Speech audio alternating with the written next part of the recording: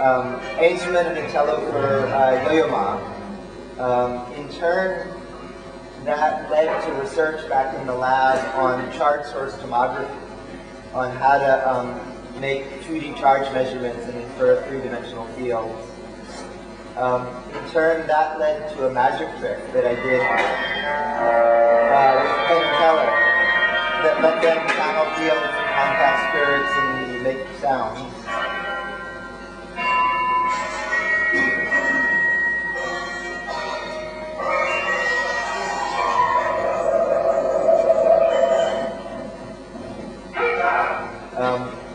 And that in turn led to a major auto safety product to control airbags based on the magic trick to find infants that were getting killed by airbags. What is that?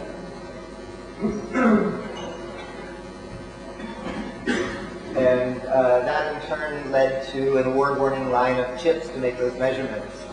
So that was just the evolution of one project where you can't really separate the art and technology and science, but all happened in the same place at the same time. More recently, I made furniture for the Museum of Modern Art where they wanted to navigate through information without having computers cluttering the galleries. That led to making a stage for the Flying Karamazov brothers, the jugglers, that let them play music by how they moved around the stage, that directly mapped what they did into what you hear.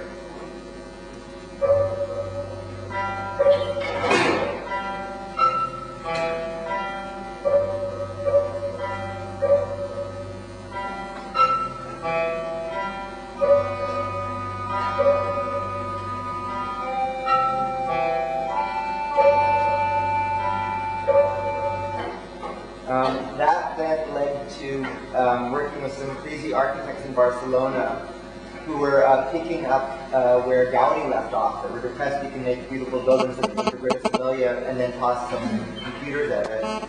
And so we built a giant building as theater, filled it with instrumentation so that the whole infrastructure, light bulbs and doorknobs were part of the internet. You can program the building. By building the building, you build a computer, you build a network, you build a database, you build a parallel computer that processes the information.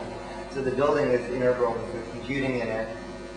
And then that building in Barcelona unexpectedly led to an internet architecture for things. This is a paper I wrote with Danny Cohen, who's the person who really gave us the internet protocol. He's the one who separated IP from TCP or UDP. And he saw lurking in this art project in Barcelona, essentially a new internet architecture for devices. It's kind of a Morse code for the internet that lets you make $1 parts that can flash lights or play sounds, but use internet protocols natively. I figured that has tremendous commercial implications. So all of that's not what I'm going to talk about. That's just some history of weaving back and forth between technology and art. What I then do want to talk about with that as background is work we're now doing on fabrication. Something like that internet project lets you build a website for $1 in a doorknob, which is interesting, but it uses conventionally produced chips made in something like this. This is a $10 billion, 300 millimeter, 90 nanometer state-of-the-art chip fab. But the real state-of-the-art in fabrication isn't that. It's a significant part of the mass of your body. It's the ribosome. The ribosome is an amazing protein. It's the protein that makes your protein. Messenger RNA comes in with a digital code. It's a redundant code that lets you recover from errors. It's a lossy code. Transfer RNAs bring in peptides, amino acids that are like molecular Lego, and then it runs a little iterative program to assemble these Lego under program control, checking for errors. Any way you define it, this is computing machinery. This does all the things computers do. The $10 billion chip fab, the way it builds is relatively unchanged from what village artisans have done for millennia. You spread some stuff around and you bake it. That's what a chip fab does. Does it carefully, but that's all it does. It's analog materials. The Airbus A380 is made by rotating metal, whacking at fixed metal, where the most advanced parts are made by melting plastic. Fabrication is fundamentally analog. Your body works in a fundamentally digital way. The materials contain codes, and they're assembled by computers that don't produce numbers but produce things. They compute and fabricate. So inspired by that, we've been doing research on computational assembly. This was an early student thesis, where these tiles interact magnetically. You write a code, and then you extrude it, and from the 1D code, you can make a 2D or a 3D shape. So this is wholly unlike the chip fab or the Airbus factory. There's no control to a tool. The materials themselves contain the code for what you make with it. That was done at centimeters. We've done that at nanometers by making molecular clusters of atoms that are functionalized with peptides that stick together and that program their assembly much like these magnets, but now with clusters.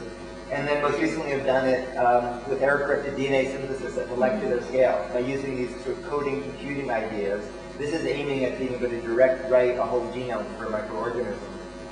So what's interesting about those examples is when you make stuff, there's noise, there's imperfections in our world, and there's errors, there's mistakes in what you made. And more noise generally means more errors.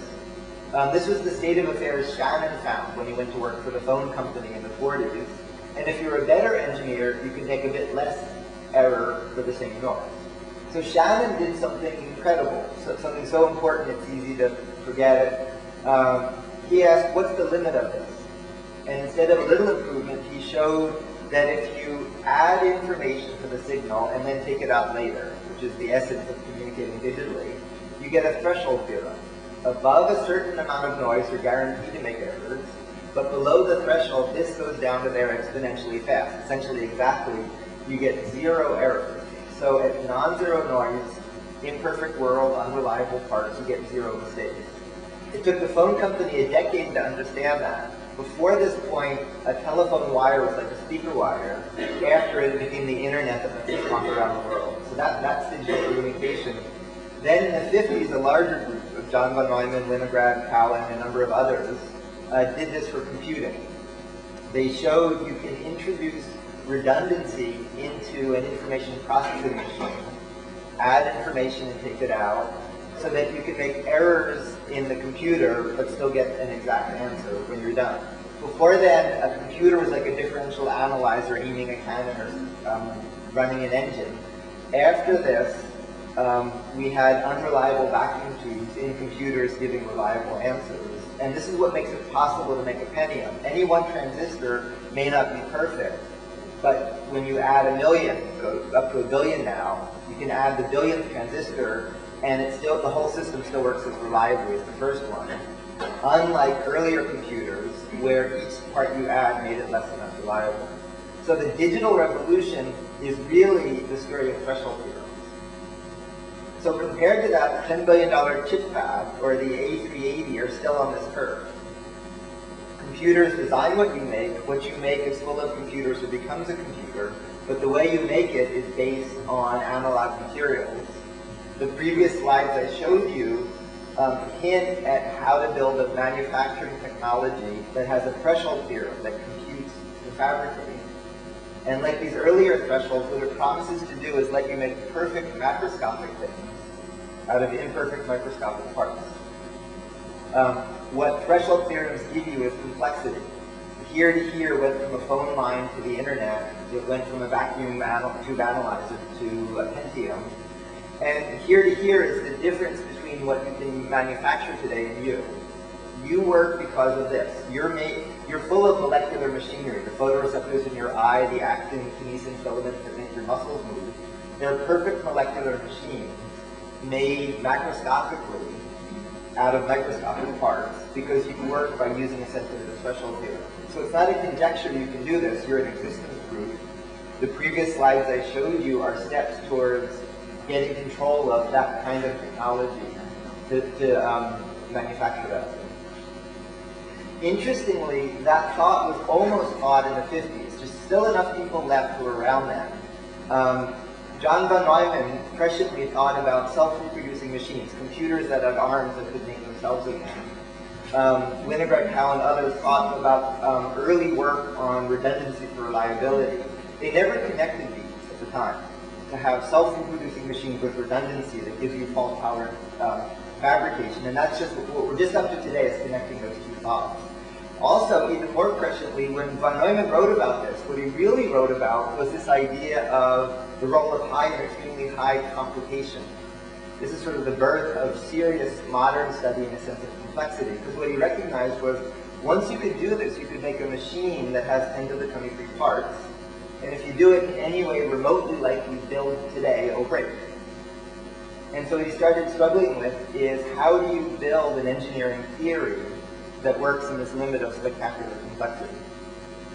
He didn't really have an answer, but he asked a question of it. So today, if you want to make something work, you have a problem statement. The problem becomes an algorithm. The algorithm becomes a program. The program then becomes an executable or a compiler. The executable goes out in the protocol. It becomes messages. It eventually reaches the device. Different people do each of these. And over we found when you do this, when you go from 1 million to 1 billion to 1 trillion of anything, it breaks. The internet is full of firestorms and breakdown of the BGP routing protocol at the heart of it that nobody really understands. The people who run the power grid, they built it, they have models of all the things they built, but the system doesn't do what the model said. What's killing Intel isn't the cost of chip fab, it's the cost of tape-out. The cost of designing the chip and proving that you designed what you thought you designed is diverging worse than the cost of fab. These kind of levels of description are just breaking when you make stuff that has too many parts. So appropriate to this limit of fab on an enormous scale, we've been asking how you can directly turn a problem statement into distributed dynamics that solve the associated problem. And so one of the first examples was a student did a thesis coming up with this is an oscillator. It's an electrical circuit. It rings. But it rings not on a periodic signal, but it rings on a code, a pseudo-random spectrum code. So instead of having a big digital signal processor, this oscillator, its ringing acquires a signal. Now what's most interesting is where it came from. We didn't say, I wish I could make an oscillator that acquired a signal. We figured this is done by writing code acquisition as an estimation problem, writing down the constraints as a mathematical program. Meaning a mathematical program is goals with constraints on it, writing a graph of those constraints, and then generating a message passing algorithm on the graph, and then turning the message passing algorithm into physical dynamics. So in this world, voltages, but the voltages are actually bit probabilities containing predictions of message values. And so essentially you're taking the hypercube of a digital system and you're lifting it into a space of continuous degrees of freedom. For the experts, just 2 slides of math and then no more math, you can understand what that did in a thermodynamic setting. You can write the estimation problem in an exponential family. And then minimizing the Gibbs free energy corresponds to minimizing the KL distance between where you started and the state of the system. You can write that in a variational formulation where you make extremal Lagrangian. In the variational formulation of Lagrange multipliers, and what you then pass are these Lagrange multipliers. So in these message passing algorithms, the Lagrange multipliers in the variational formulation become the physical dynamics of the system. So in turn, that gives you a way to start to think about how to map problems into dynamics. It's kind of like a statistical mechanics, but statistical mechanics describes, it tells you what the system's behavior is. This is kind of a statistical mechanics to prescribe to tell you how the system can solve a problem. I won't do the math for this.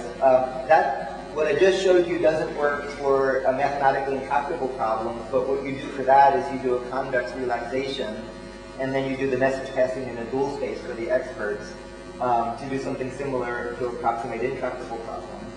And then what that leads to is a way to revisit how physical systems work.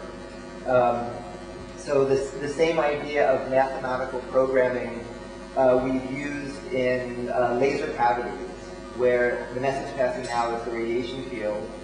We've used it in paintable computers, where you make, instead of a big wafer, you make huge numbers of tiny wafers, and then the chips pass messages locally, and from the local interactions they solve a global problem. Here they're doing routing, you've done display, you've used bridge. And we've used this for actually internet programming itself. You can derive internet protocols in this language as constrained optimization. You could write a problem and then derive the protocols that solve it. I don't need to understand the details of any of that, but just the spirit of analog logic. Right now we program systems with computer programs. This language of mathematical programs nominally has nothing to do with computer programming. This is constrained optimization. When I first learned about it, I kept asking, what does this have to do with computer programming? And was told nothing. But in fact, we're finding that it has everything to do with it. That you can take a broad class of problems you want stuff to solve, pose it this way, and then use these mathematical programming ideas to take the problem statement mathematically and turn it into physics. The physics could be volts in a circuit, it could be photons in a radiation field, it could be packets on a network. But it's a way to think about interactions in physical systems, solving distributed global problems. And what's nice about it is, in many ways, this is delivering what complexity, large chunks of complexity is sought out to do. There's a long history of what John Doyle calls neuro-chaos-fuzzy criticality, trying to do engineering systems where you make a circuit or something that's adaptive and inspired by biology and learns, and you hope it does something. And anecdotally you show it did something, but you can't really generalize what did it do and when will it break and what happens when it gets big. What's interesting about the story of sort of the statistical mechanical engineering is this doesn't replace traditional engineering practice. It generalizes it. It takes like the hypercube of a digital system, lifts it into a space of continuous degrees of freedom. In that space you can recover the original digital solutions, but now you can generalize it to put it in a broader setting. And then what's so nice about this framework is you can actually provably show when something works, you can get bounds on when it breaks, the kinds of things you need to do to engineer. But it looks a lot like neuro-chaos-fuzzy criticality, in that this has a lot of aspects of networks of interacting nonlinear things. But you get there not by whooshing that as a goal, but by actually in a principal way deriving it from a problem statement. You can almost think about this as not reverse engineering biology, but forward engineering biology, kind of deriving why biological systems work the way they do. So there's this emerging big space of analog logic that's not analog versus digital, but occupies exactly what lives in between. Now that's the science behind what we're doing on fabrication. The main thing I want to talk about then is the implications, which are so unexpected. This Center for Bits and Atoms program I run at MIT comprises about 20 research groups around campus, physicists, chemists, biologists, all people like me who never understood the difference between computer science and physical science. In many ways I would argue that computer science is one of the worst things that ever happened to computers or to science, because it throws a model of computing based on the technology we had in 1950. The canon of computer science is based on the technology from then. What all these people are doing is thinking about computing, but it's using quantum coherence and molecular control and resources we didn't have access to in 1950. To do that work, we had to assemble infrastructure that lets you do input and output across length scales. From nanometers to meters, this lets you make and measure just about anything. This is a focused dual beam nanometer focused ion probe. It's an excimer laser for micromachining, a supersonic water jet cutter. So we assembled all these tools to do the work I was just talking about. But I had a problem, which was I was spending too much time teaching people to use all those machines. So I started teaching a class, modestly called How to Make Almost Anything, and the response was wholly unexpected. We're on the campus of the Massachusetts Institute of Technology, outside the Media Lab, where much of the digital revolution was pioneered. And it's here that today, what Neil Gershenfeld believes will be the next revolution in personal empowerment is being explored. Did you make this in This is an all-working bicycle. This is basically a complete bicycle made from two-dimensional polycarbonate on a water jet cutter. This machine, costing hundreds of thousands of dollars, uses an incredibly powerful jet of water to cut through materials ranging from plastic to steel, fabricating in a few moments objects designed on a computer. the machines available to students taking a course Gershenfeld teaches called How to Make Almost Anything. If I had one of these machines at home, you could email me this bike. My sister actually was emailing this last week in Sydney and she's riding one around. You kidding? Seriously. Isn't that incredible? So wait a minute, so that means that if I order a bike from a company someday, it won't come in a truck. It'll come, everybody will have one of these machines, and a lot of what we order, lamps, furniture, bicycles, will get emailed to us. We'll have it a few seconds later. The only thing wrong is that it's not when you order them, I suppose, when you design them. You design them. Okay. Did you recognize what this is? This is actually a model that takes Bluetooth number 2. You can see the leg here, the hind leg, another leg here on the thigh, the arch of the back, the head, and the hand holding the front wheel. And in fact, at that moment, his eyes got large because he had this, all his life he wanted to make a flash periscope. He had this idea that you could get rid of red eye if you could just make a periscope in a flash. So the interview ended, we ran off into the lab, the camera crew trying to keep up with us, and we spent the rest of the day making his flash periscope, which works. So this is how to make anything. I taught how to make anything using these tools. I thought I'd be teaching it to science students doing the research I was talking about. The first day of class, with room for maybe 10 people, 100 people showed up saying, all my life I've been desperate to take this class, I'll do anything to take in this, to get in this class. Then they'd say, can you teach this at MIT? It seems too useful. Just responding in a way fundamentally unlike students do to classes I usually teach. Then the next surprise was who they were and what they were there for. They weren't there to do a thesis. They weren't there to start a business. They were there because they wanted to make stuff. Kelly was a sculptor. She had no conventional engineering background. They did semester projects integrating everything they'd learned, and this is what she did. Hi, I'm Kelly, and this is my screenplay. Do you ever find yourself in a situation where you really have this brain, but you can't because you're at work, or you're in a classroom, or you're with your children, or you're in any number of situations where it's just not? Well, the screen body is a portable space for screen. When a user screens into screen, their screen is silent. It is also recorded for later release, where, when, and how the user chooses.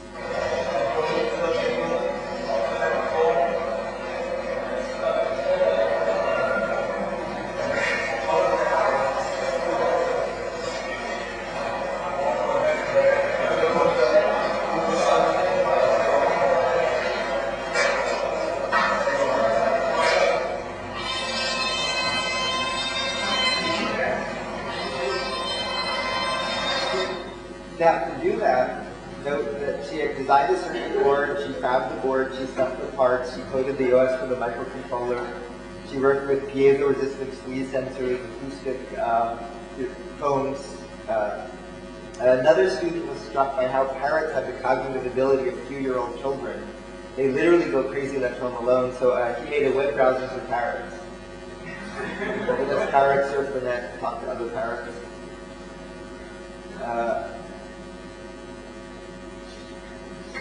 Another student made a dress that had sensors and motorized spines to protect your personal space if someone gets you close. There's a lot of technology for communication. This is technology to prevent communication.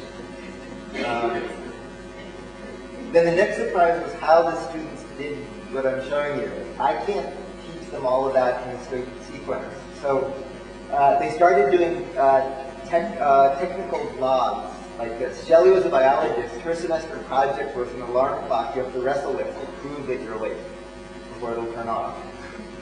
But here she's describing prototypes, circuits, materials, how she fabbed it. The class became a kind of a pyramid scheme, where when you first learn to use a supersonic water jet cutter, it's very exciting. You're dying to tell someone else. So the students who had just learned taught the ones who were about to learn, driven by projects.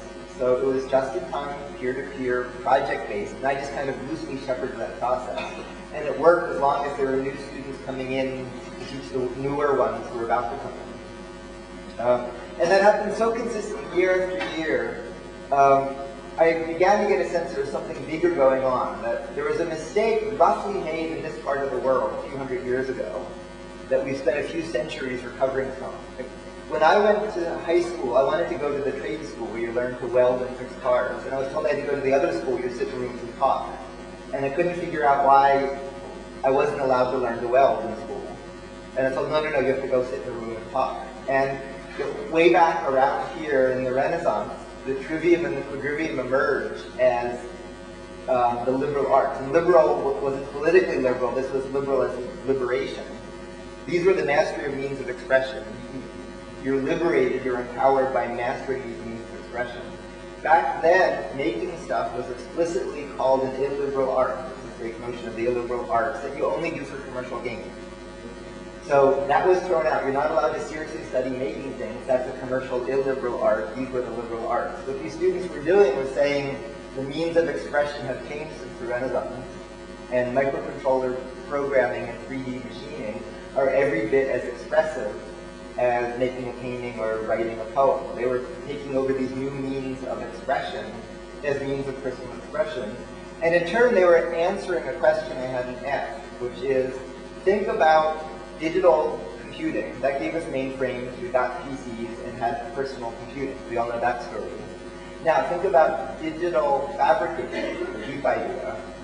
The machines I showed you are the mainframes of digital fabrication.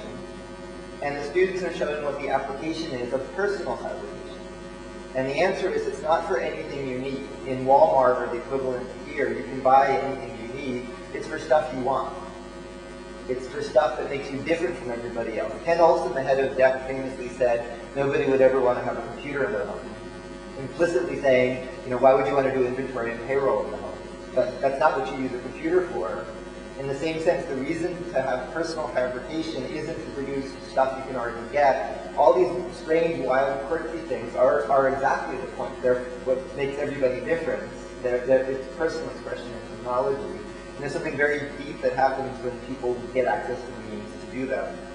So in turn, that led to this project. On the scale of the NSF program I run, you're actually required by the government to do some outreach, often that means like some websites or classes at a school, and there are things nobody ever is very interested in, or often isn't. So I made a deal with the NSF, which was instead of telling people about what we're doing, I'd give them the means to do it, just as an experiment. So this is about $20,000 in equipment that approximates the millions of dollars of machines I bought at MIT. This is a laser cutter that cuts with a powerful laser, but with enough resolution you can make press-fit assembly of 3D structures from 2D parts.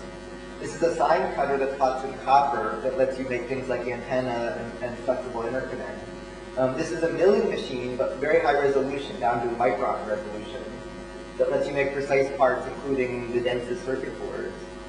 And then these are programming tools for low-cost, high-speed embedded computers. A $1 microcontroller is fast enough now to do RF modulation, internet protocols, video drivers, things like that. And so this suite of stuff lets you work down to a micron and a microsecond. It kind of approximates both what we have on campus and where we're heading. 20 years from now, the research on campus will lead to molecular assemblers, the Star Trek things that build universal from the molecules on up. This sort of approximates it. It has consumables, but down to microns and microseconds, you can make just about anything. I wrote glue software that reads and writes just about anything so that you can connect all these machines and use them effectively as one machine. Develop workflows so you can do things like make circuitry without chemical waste, ways to implement on all these machines.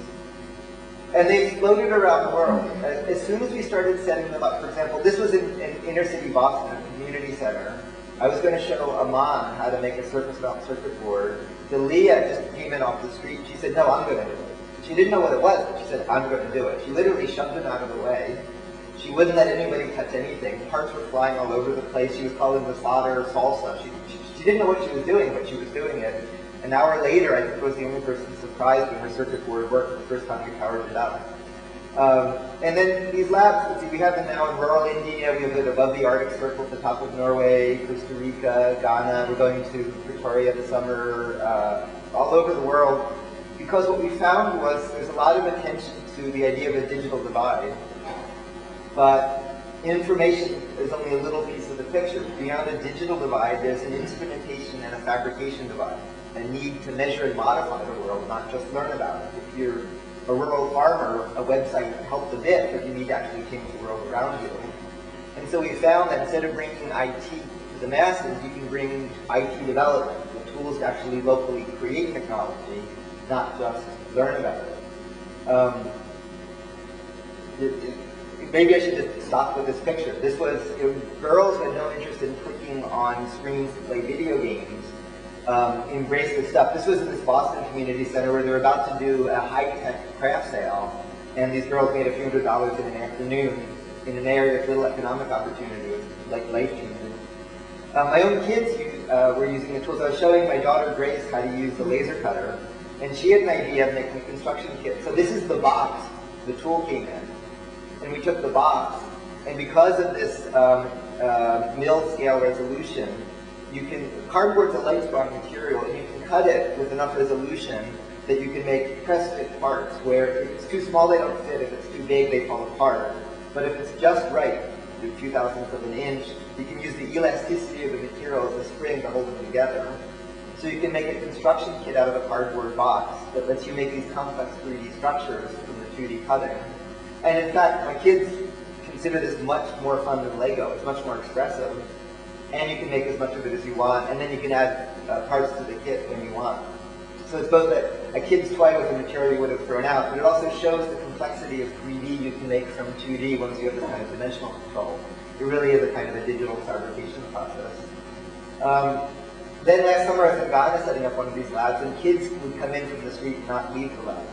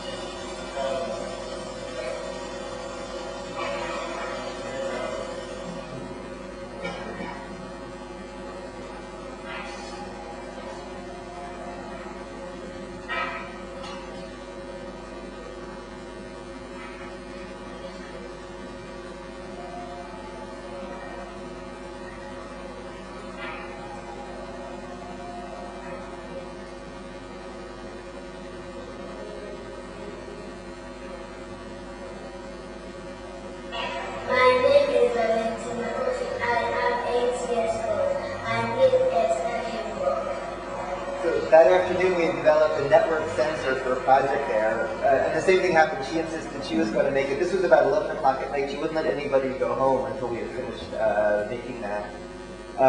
In the Ghana lab, they start with simple things like they make a Dinkra symbol, the kind of art symbol they use all over the place. This lets them do 3D design and fab of a Dinkra, and they can send it around the world. People in the Boston lab are getting the files for the Dinkra symbols because they have the same tools and making them there. And then they're doing serious stuff, like we're working on a solar-powered machinery you can make with the fab tools for energy conversion and network infrastructure for rural connectivity.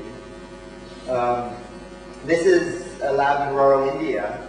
One of the first things they wanted help with was milk. Milk's important for both rural economics and childhood nutrition, but milk goes bad.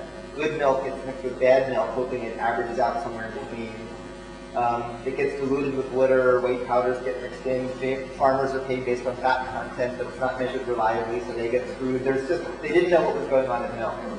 So I went away from there and did a little bit of work on, this is about $1 in parts, but with a 100 nanosecond RISC microcontroller, where it fires an impulse response and then measures the charge timing. And so for the experts, that measures complex frequency response. The real part is ionic transport, the complex part is charge storage, and the frequency dependence is length scale. And you can do that out to megahertz for about $1 in parts using these tools to do milk characterization. So they're using it there. Also, interestingly, in the Boston lab, they wanted to make custom video game controllers instead of buying video game controllers. And so you could use this to sense people as well as milk. We were making those, and then we were testing them, but they noticed that if you put your finger on it, you could do materials analysis on your finger, and then they found everybody's fingers had different signals. And they spent an afternoon sticking their fingers on this and experimenting with ionic transport and the materials in your body. And that led to an interesting discussion with the National Academy of Science. I worked with them on how you communicate science to the public.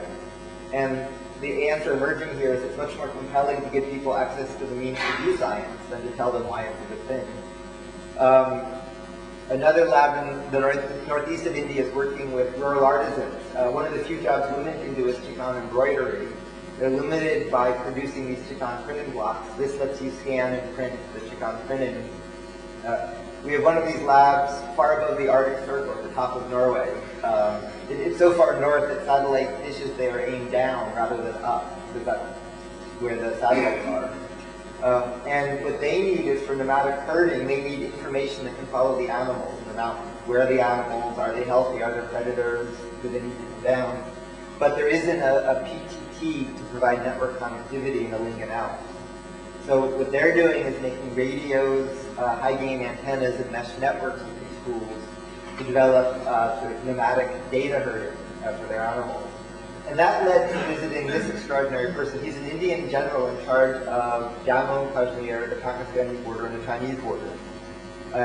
He was in charge of the world's nuclear battlefield. He got there, his job was border security, and he found there wasn't much to do but shoot at each other.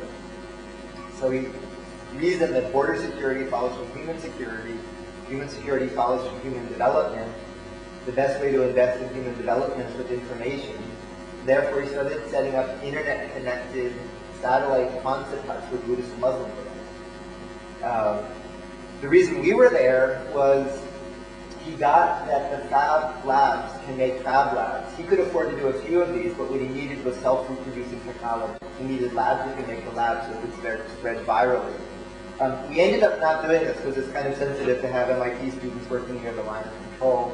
But it was an extraordinary experience. I got caught in a snowstorm, and it's hard to leave the Himalayas in the middle of a snowstorm for a long time. So instead of managing, I started working with them, and I showed them how to send the information out as well as get it in. And so this is the first time we had shown a group of these girls how to put their pictures on the net for neighboring villages.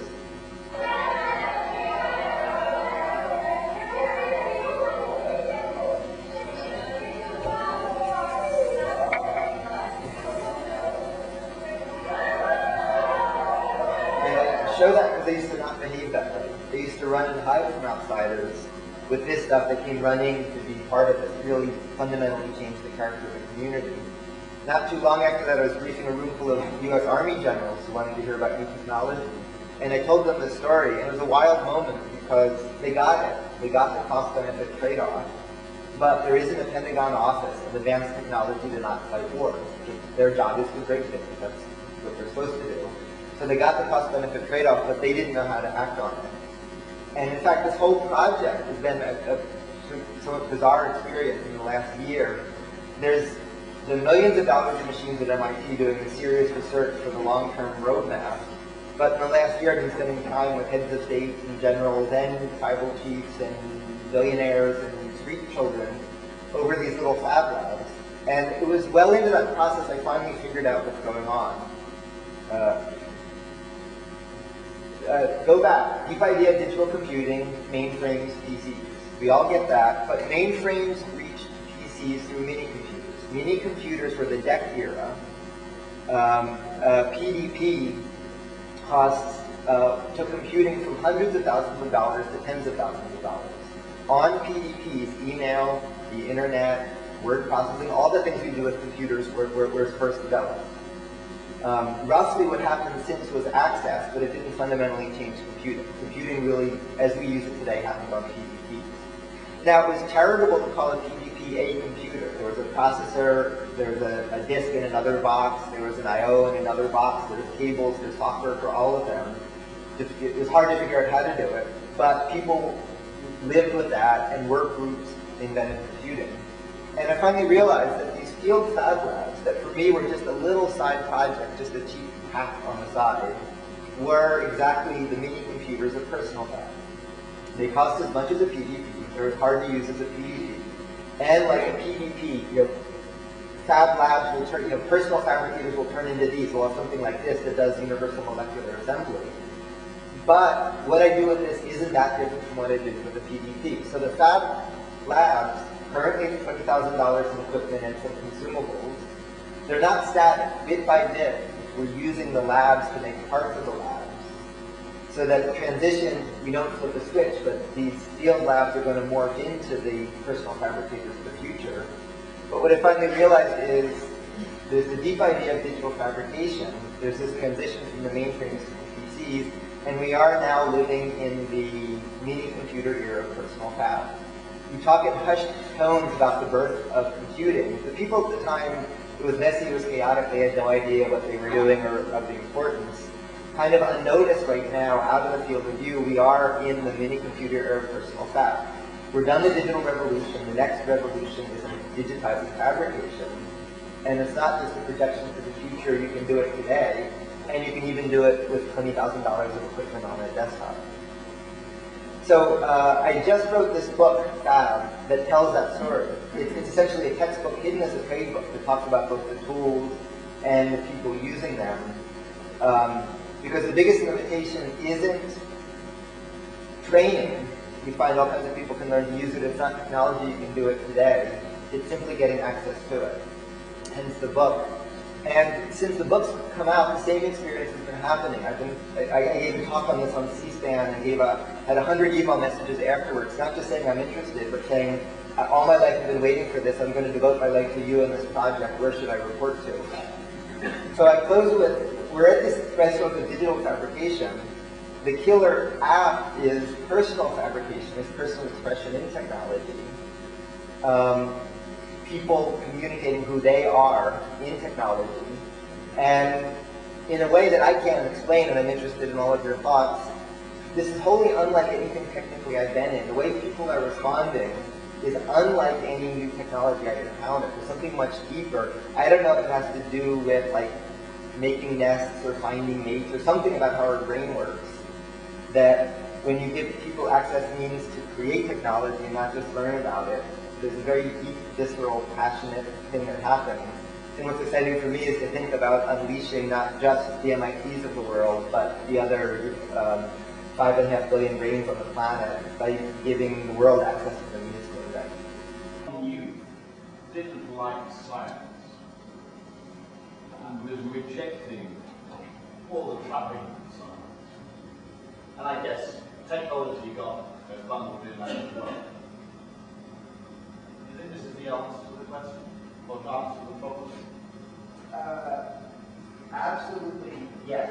And I didn't start out seeking to address public interest in science.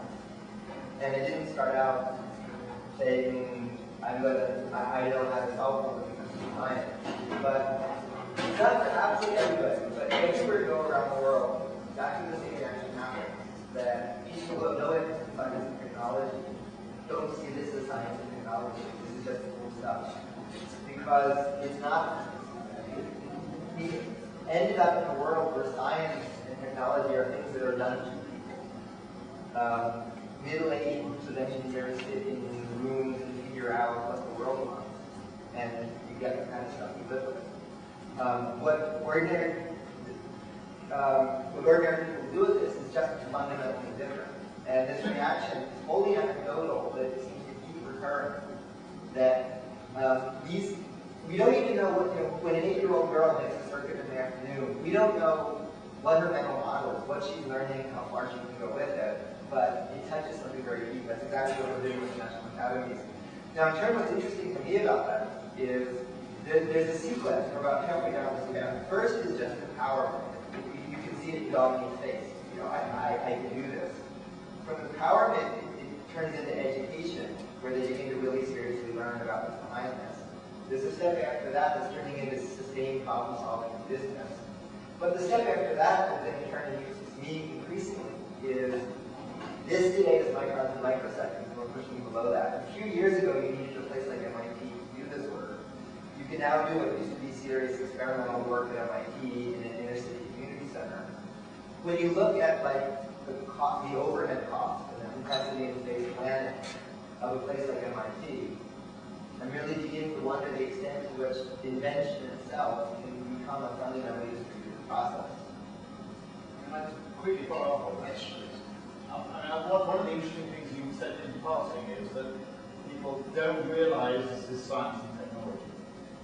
And in that sense, the answer you answer actually might be no, because science and technology is thought of as everything else done by, middle-aged, etc. In just the same way as computer science is the thing that you do in departments of computer science. It's not what you do on your PC.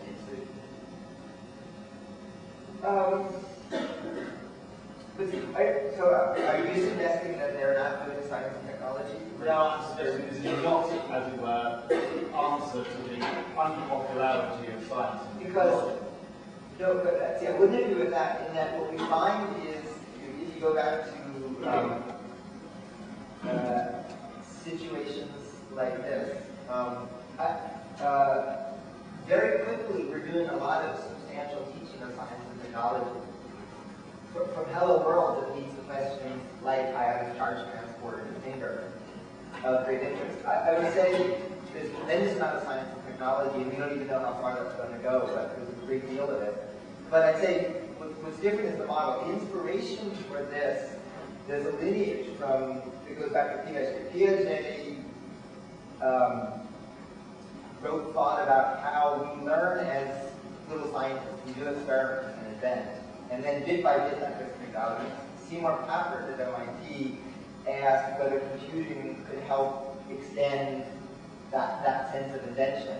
And in fact, PCs roughly came from that. Alan Kay, the early days of PCs, came from Seymour trying to put computers in schools for kids.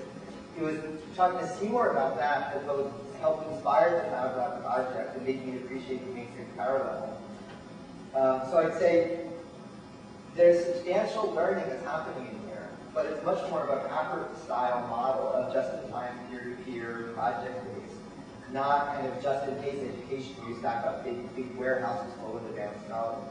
So I don't know how far up the intellectual food chain that can go, but we've been finding it's moving surprisingly quickly. By definition, on the one hand, it's very self-selecting in that we don't go out and form these talks, bringing people in. The reason we're in all of these places is we got sent there by people who insisted we do this there. And then we go someplace and we open up and all these people show up. So that they're by definition selecting themselves. However, one more inspiration was a colleague in India, Neil Gupta, a guru of grassroots invention. He's made a career going to village to finding the grassroots inventors. They're completely out of sight, out of academia and industry, and they're amazing. He set me up for a session meeting with them and talking about this. And I told them about what we can do and talk about projects. And then one of them said, I've got a grain impeller I'm making, but it's wearing too quickly. Can you help with that? So I explained, well, the right thing to do for that is to grow a surface oxide, a surface ceramic treatment on the metal. And then there was a silence, and I thought, oops, I brought too far.